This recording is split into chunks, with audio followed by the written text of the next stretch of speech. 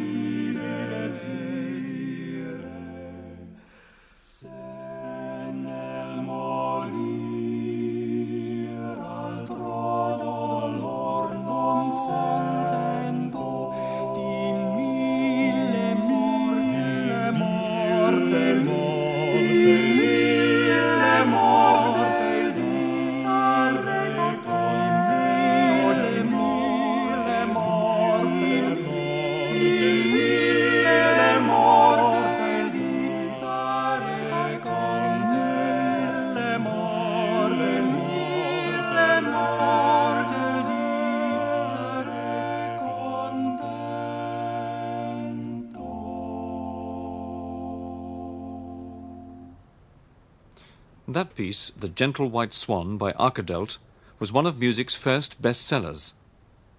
From its publication in 1539, it went through more than 40 editions over the next 100 years, a century that was the age of the madrigal.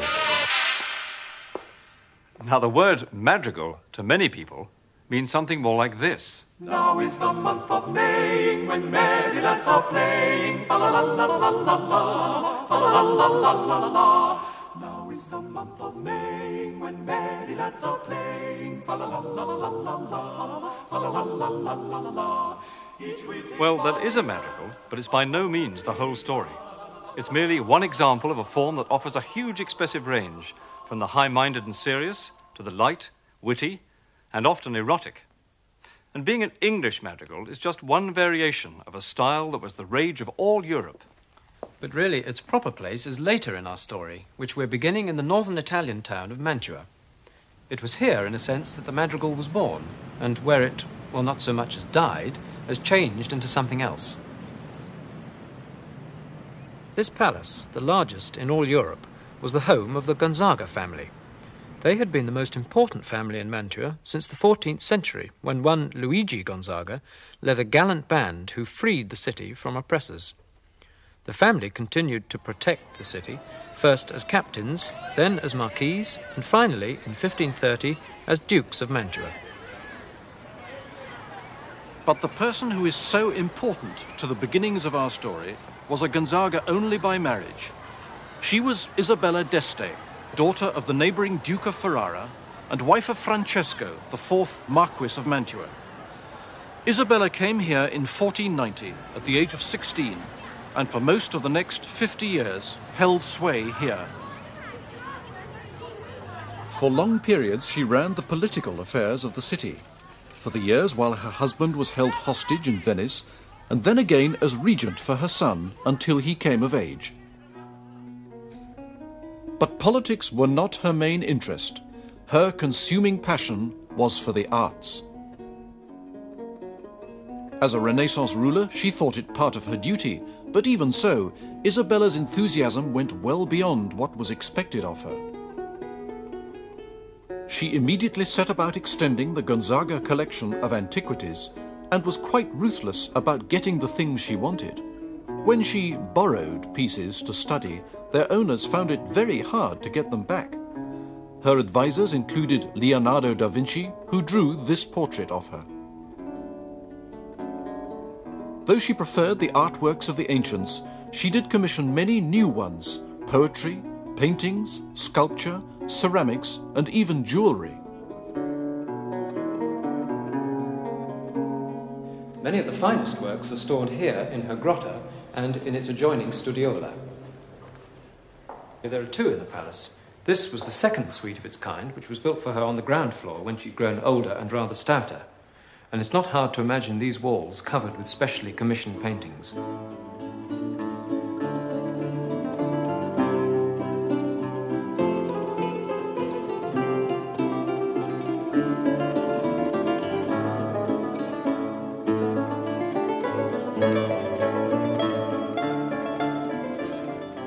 At one end of the room, there were two bronze statuettes of Cupid, one by Michelangelo and the other by the most famous of all the Greek sculptors, Praxiales.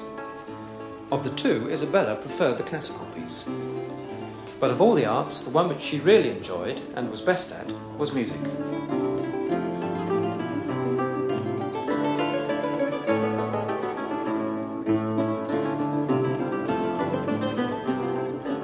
The ceiling was decorated with her motto and her device, a clef with the 7 sorts of musical rests used at the time.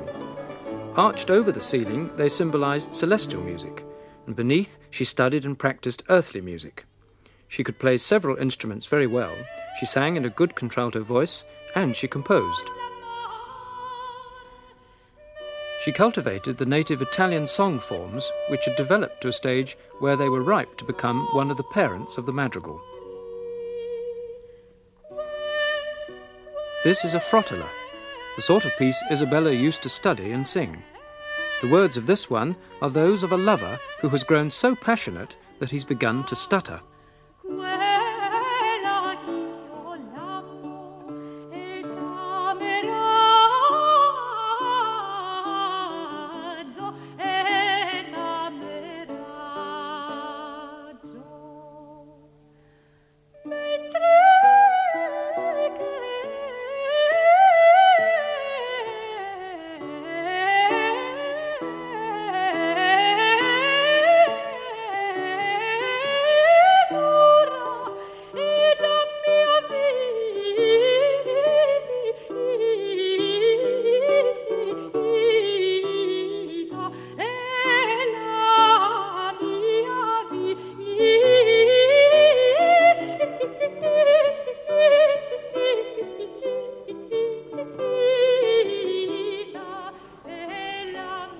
In Isabella's private garden, Anthony Rulli told us more about the forerunners of the madrigal. Most Italian music was simply not written down at all, but improvised. We know they made music a lot. We have accounts of how much they enjoyed their music making, but no surviving evidence really for it in written notation. So the improvised spirit is essential to Italian music. They had a wonderful word for this idea, sprezzatura, or noble negligence. It's the idea of the courtier just improvising in the moment and creating as the spirit moves him. And I think this is what remained right through the 16th century. Yet it was at the very beginning of the 16th century that Ottaviano Petrucci began in Venice to print and publish his first collections of music. Well, that's certainly true, but I don't think this paradox is impossible to live with. The Italian improvisatory spirit was there, and added to this, Petrucci's printed volumes were a kind of codification of all current music practice: sacred, secular, serious, witty, vocal, instrumental. And all these things available for the first time allowed new things to happen. Well, up to now, we've only mentioned people with Italian names, and we know from our repertoire that many of the composers of Italian madrigals actually came from far away. Yes, they were called the Oltramontani, from the other side of the Alps. And they were employed for the serious music making, the sacred music making, for the formal services and so on. But the Italians themselves provided the music for delight and diversion. So the style of sacred music was especially developed by the men from the north. Polyphony was an inspired way of imitating the music of the angels. They believed that the angels, not having bodies, had no need to breathe, so that their music went on endlessly.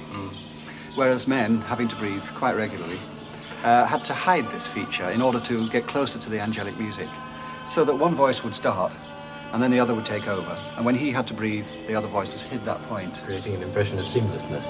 Absolutely. Seamless polyphony.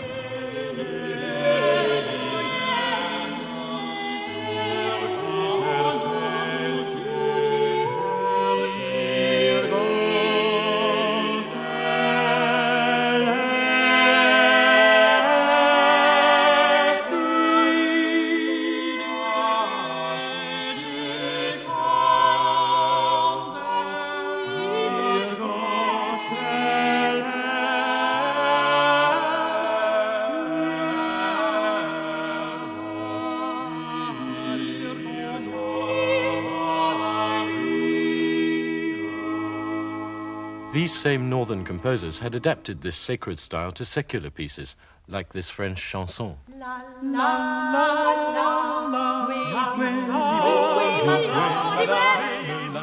It's a gossipy piece about a girl who has been married off to an old peasant, but she's not too upset because he sleeps all day and she's left free to go into the woods.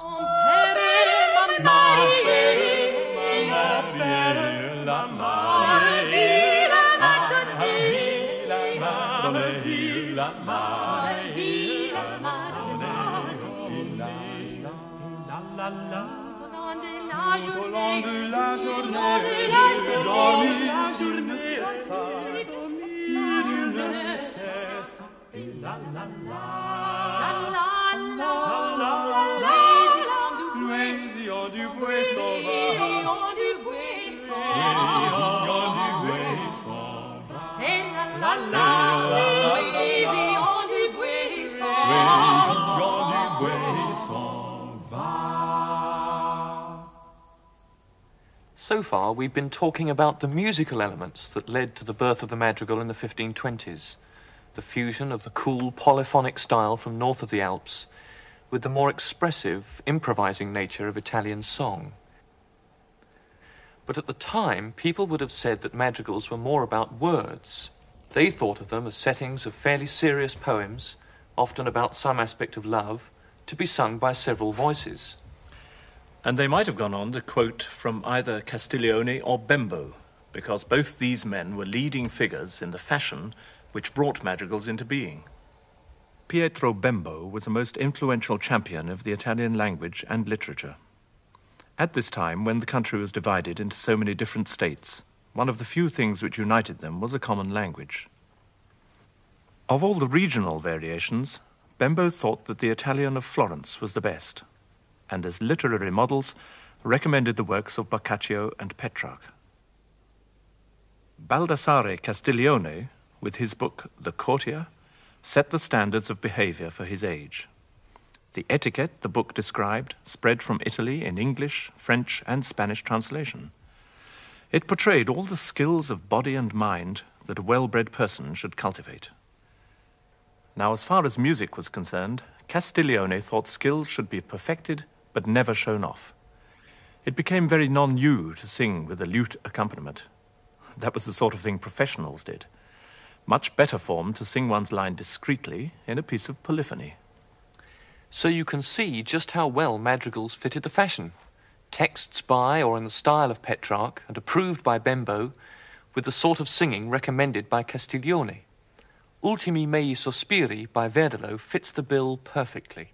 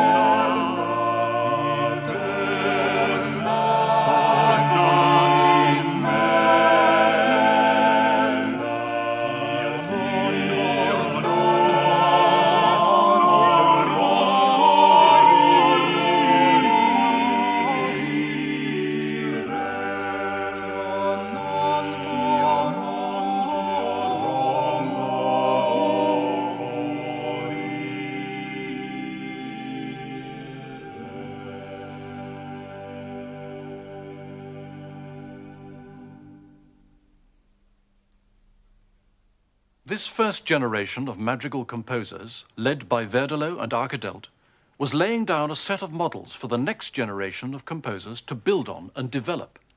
The process was greatly assisted by the newly developing business of publishing.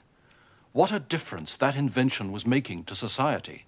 In the hands of religious reformers, the printing press was a most potent means of spreading Protestant ideas. For composers, it meant that their works could now be spread rapidly, far and wide, well beyond the realm of their own particular patron.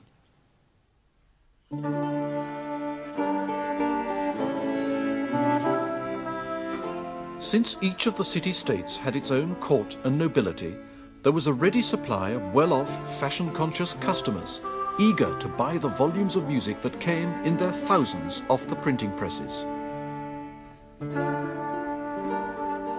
But if Italy was the mother of artistic and cultural rebirth, she was also looked on as a prize to be fought over by the power-hungry princes of Europe. France, recently grown to about its present size, was still trying to expand. Spain, not content with colonies in the New World, made rival claims on the Italian peninsula, as did the German-speaking princes. Then the Habsburgs' domains were united under one man when the Emperor Charles V inherited them all. Soon, matters were further complicated by the rise of the Protestant faith in the north, which in due course led to the Spanish Armada and eventually the unification of England and Scotland.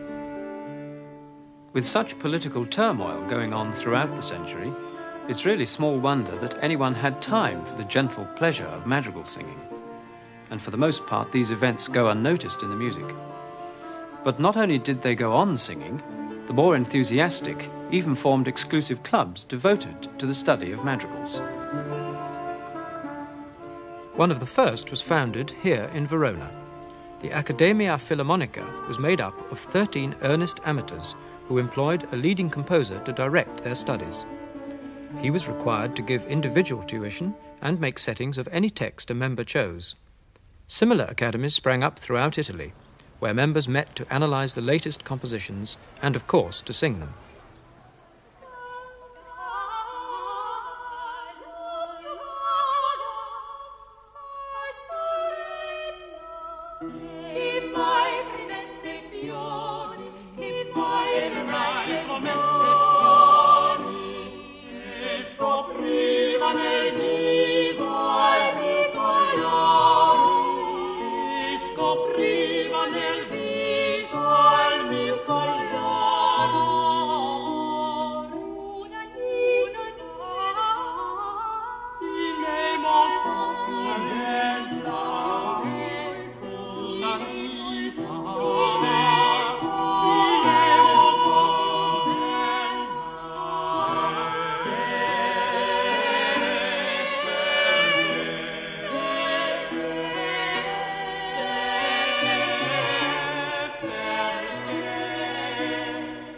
Once the basic forms had been established, the next generation of composers went on to explore the range of subjects and the subtleties of expression that they could achieve.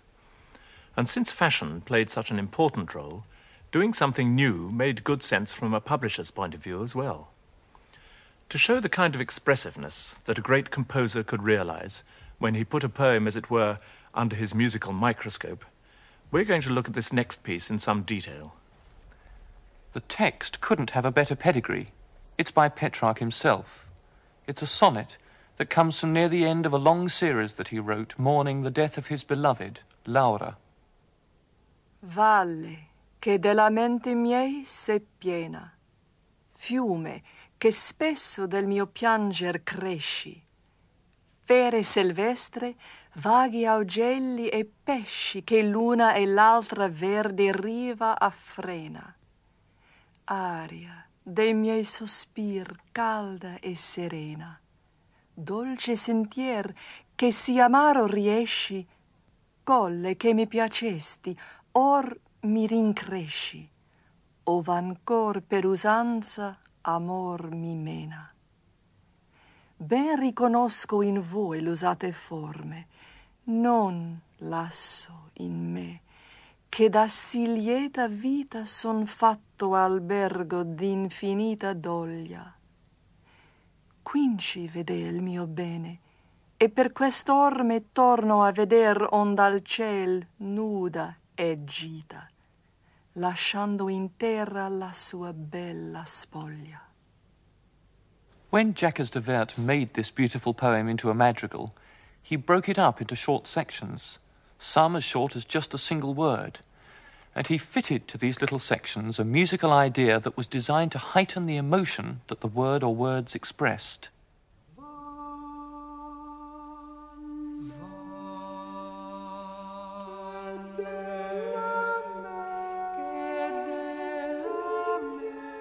In the first section, the key word is lamenti, lamenting. Here, de Vert uses a big falling interval.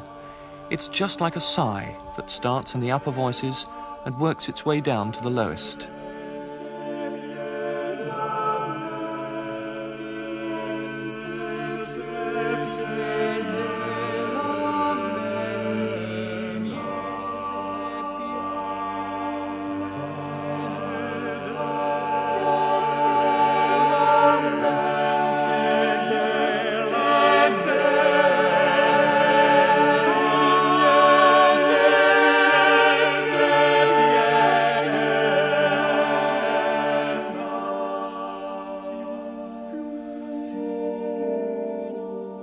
For the next section, there's just one word, fiume, the river that's being filled by the poet's tears. To illustrate this idea, there's a descending scale passage in which each voice joins, one overlapping the other.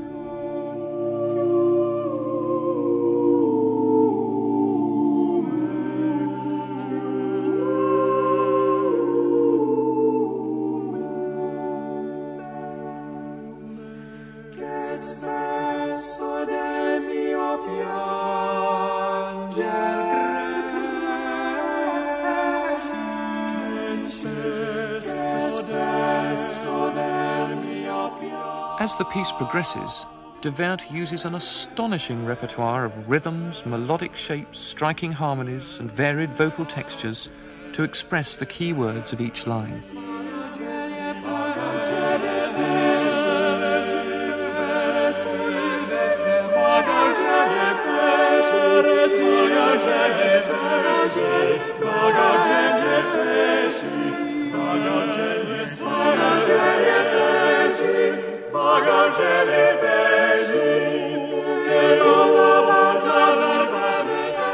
Listen for words like sospiri, sighs, and dolce, sweet.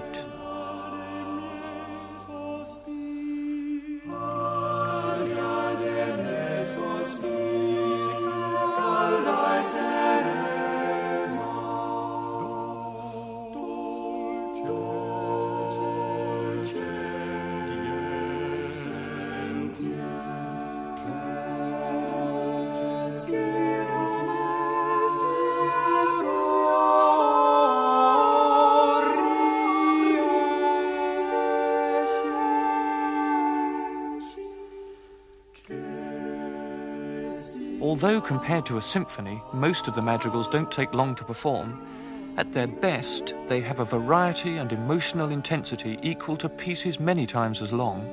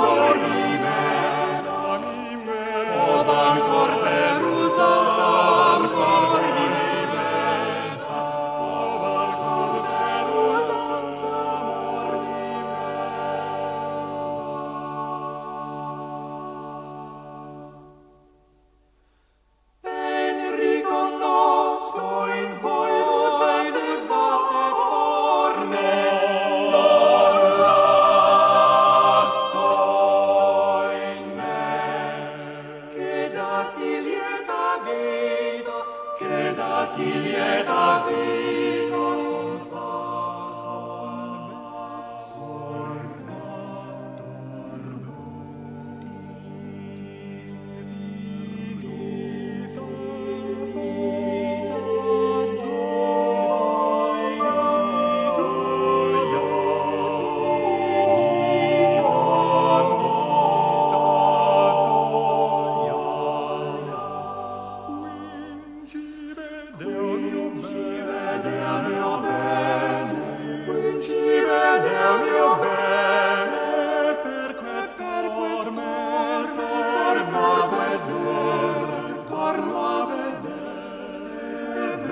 quest'orme torno a vedere onda al ciel nuda e gita, e per quest'orme torno a vedere onda al ciel nuda e gita, lasciando in terra,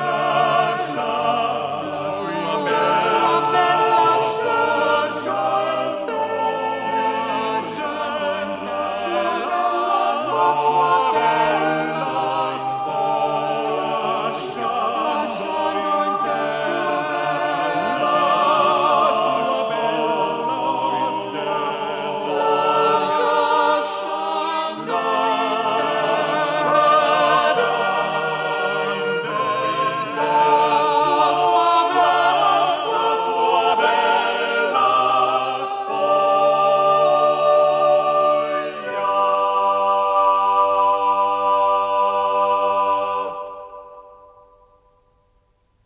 Although madrigals were used in the main as a private leisure time activity, the style, being à la mode, began to be used for certain sorts of public music. Life for the leading families had a very important public side. Many palaces had loges like this as places to conduct business or hold banquets in full view of the populace. And when they had something really important to celebrate, weddings and victories and the like, lavish displays and festivities were called for. That, of course, meant music especially written. The pieces composed for such occasions were a kind of party political broadcast of the day. Words unstinting in their praise of the patron, set to bright, stirring music. Here's a typical piece, once again with music by De Wert.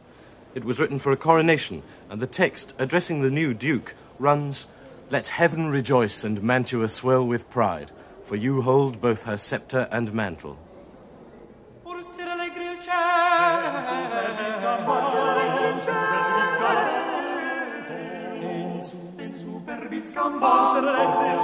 Superbis campando, forse regge il cielo, in superbis campando, avete voi di lei, avete voi di lei, voi che vincendo andate, voi che vincendo andate, il mare, cosa veretate,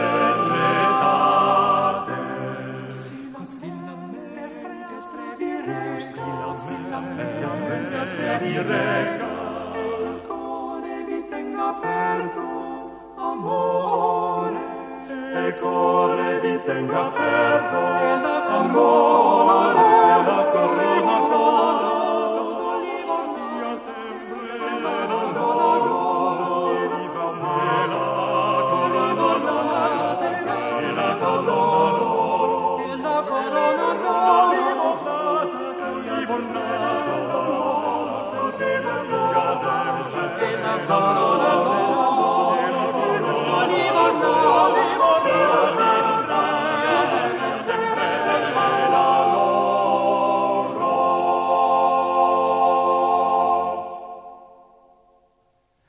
The way madrigals started developing in the latter part of the century has been given a name, drawn, as is often the case in music history, from the world of the visual arts.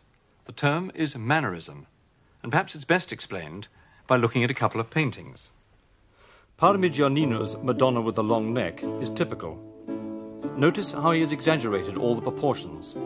See, too, how big he's made the child in her arms. The point of all this was that by doing the unexpected, using unusual framing of people, either in the arrangement of objects around them or by distorting perspective, the familiar is made fresh again, and an extra emotional dimension can be expressed.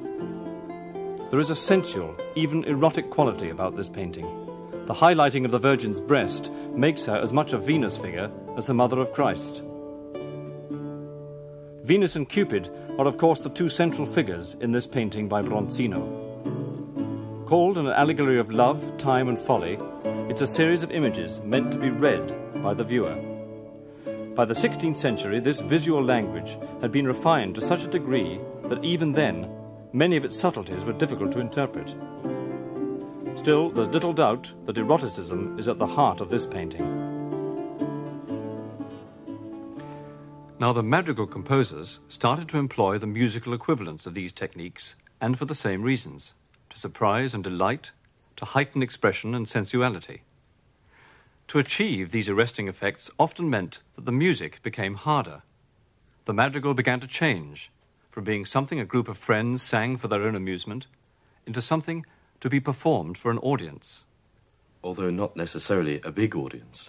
At the time this was taking place, Ferrara had become an outstanding cultural centre. If the Duke, Alfonso II, favoured you with an invitation to attend a concert in his inner chamber, you would have heard the most renowned group of musicians in all Italy. At their centre were 3 highly skilled sopranos, whose voices had earned them the status of noblewomen at court. It was a sort of discreet professionalism, because their chief role was to sing in the Duke's musica secreta, his very private and exclusive concerts. These ladies, all accomplished musicians, performed solos or ensembles, sometimes accompanying themselves as they sang and danced.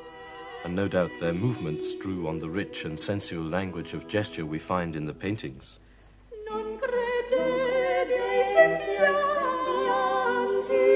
non credete ai sembianti,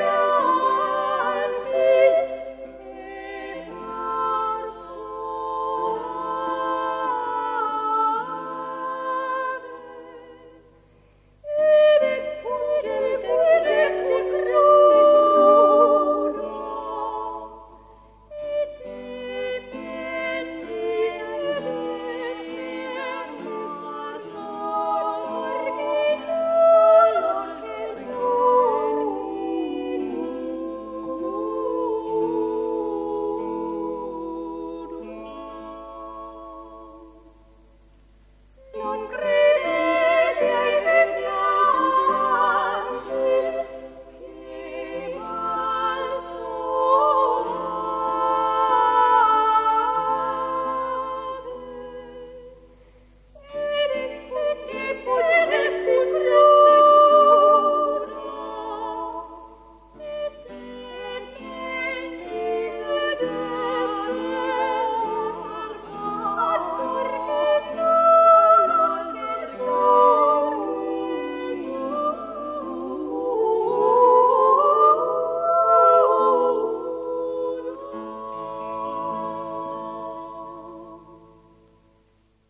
Dolcezze Amarissime, set by Luzzaschi, who very often accompanied the 3 ladies of Ferrara.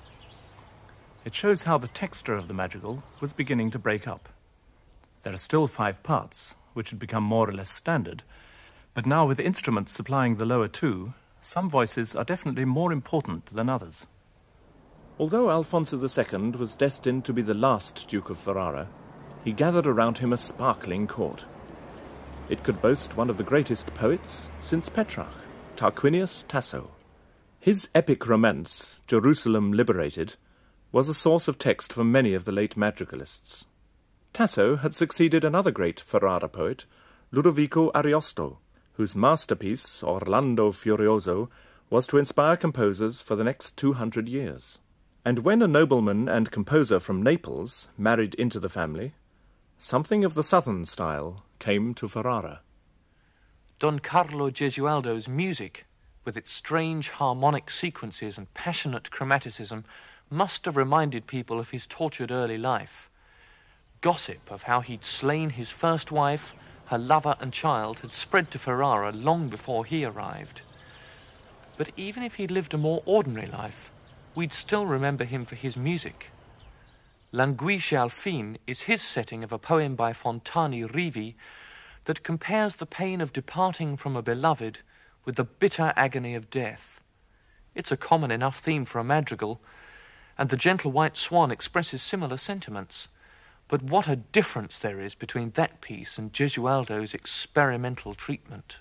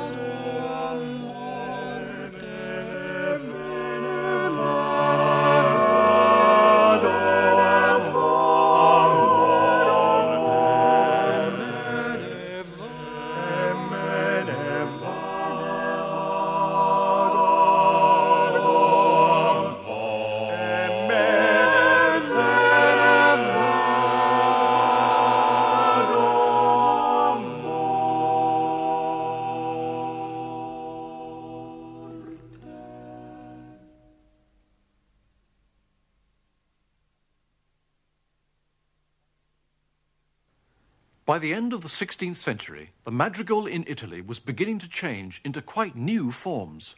But before we follow it along that path, we should look briefly at how the fashion spread throughout Europe. Many of the first generation of composers had come from north of the Alps, and they simply took the style back. The French took up the fashion quite early on. The king, François I, was a great patron of the arts who took pains that his court was the cultural equal of any.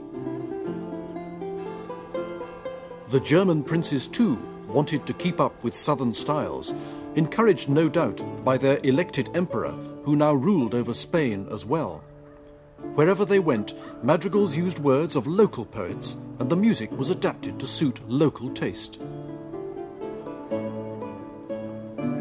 Musicians enjoyed a social prestige that gave them entry into that class of people who were able to travel about freely. But probably the most travelled and certainly one of the most famous composers of the day was Orlando de Lassus. He was at various times in Naples, Antwerp, Paris and Munich. As the madrigal style spread through Europe, it took on national characteristics. But nowhere did it enjoy such an Indian summer as it did in England. For little more than a couple of decades, which began in the last years of Elizabeth I's reign, English composers produced a spate of madrigals equal to any. Castiglione's ideas about the importance of music to courtly behaviour had long been accepted by 1588, when Nicholas Young published his collection of Italian madrigals with new texts in English. It was an instant success, and suddenly madrigals became all the rage. So, starting off with Musica Transalpina as their model, the English composers set about producing a madrigal form that was unique. No, no, no, no, Nigella, let who this prove thee, I cannot love thee.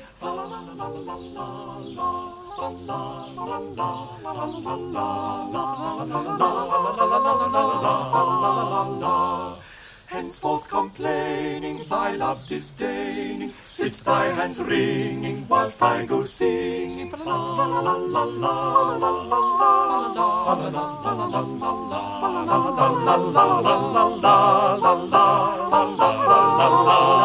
la.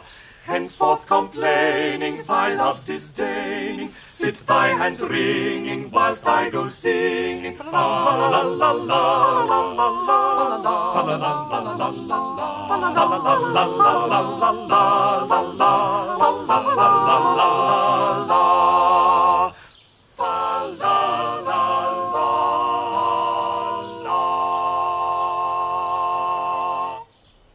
What the English liked was the amateur music-making side of it. Music, not poetry. It's curious that in an age of such great English poets, not least of whom was Shakespeare, the English composers almost totally ignored their works. They preferred light, sophisticatedly witty verses, which offered scope for melodic invention, and often featured a bright fala refrain. But lest you think that all English madrigals were light and frivolous, here's part of a more serious-minded piece, which the consort of music are singing with Elizabethan pronunciation.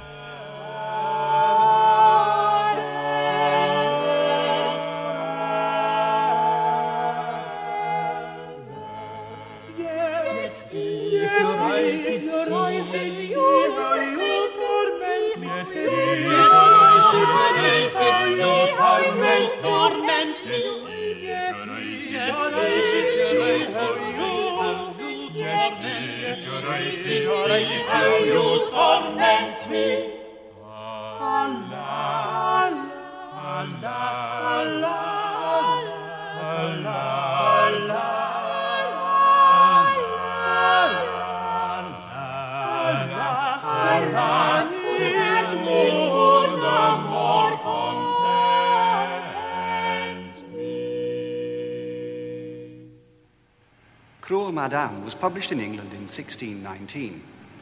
Thomas Voter's style represents the ultimate development in the English madrigal. But in Italy, it was a different story.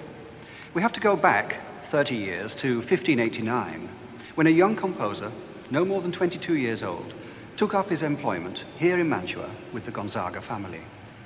His name was Claudio Monteverdi, and his music was to transform the course of music history. Some have even called him the father of modern music. Within his long creative output, he published 8 volumes of madrigals, which contain all styles of composition. The earliest are superb examples of the Renaissance ideal of equal polyphony. The later volumes search out virtuosity.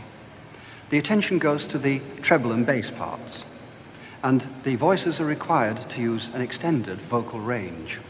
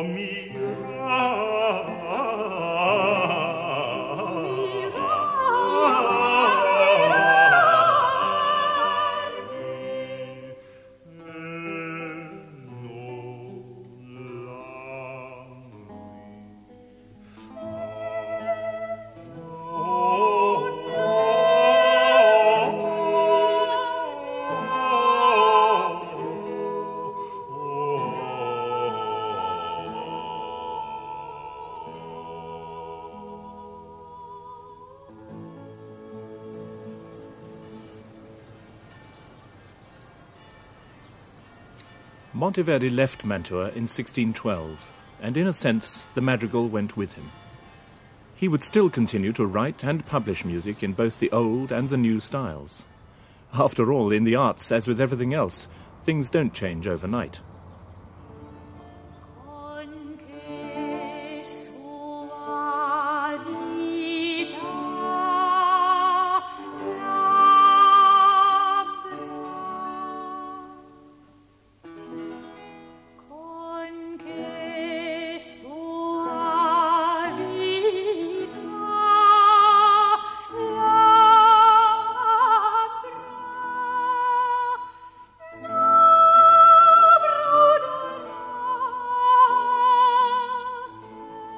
This is an impassioned piece of writing for the solo soprano voice, accompanied not just by a lute, but by 3 choirs of instruments which act, in a way, like the different voices of a vast 4-part madrigal.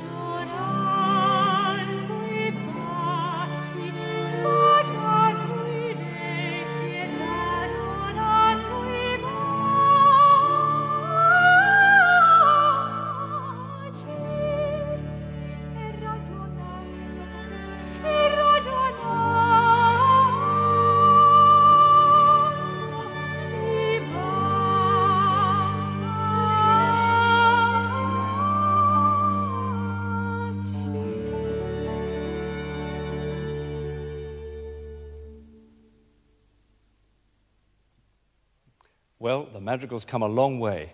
And what a far cry that is from the original idea. Music for a few friends to sing together to while away a pleasant hour or so. And we hope you'll join us to do just that over the next few weeks as we go on our Madrigal History Tour. Now is the month of May, when merry lads are playing. Fa-la-la-la-la-la-la, fa-la-la-la-la-la-la. Now is the month of May, when merry lads are playing. Fa-la-la-la-la-la-la, fa-la-la-la-la-la-la.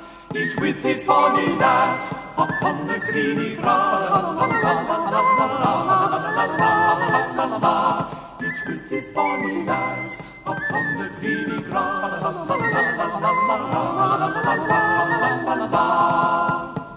The spring-clad all in gladness doth laugh at winter's sadness.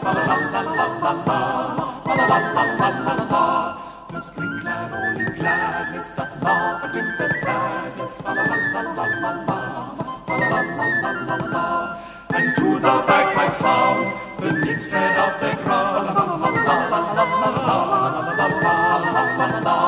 And to the bagpipe sound, the nymphs tread out their ground.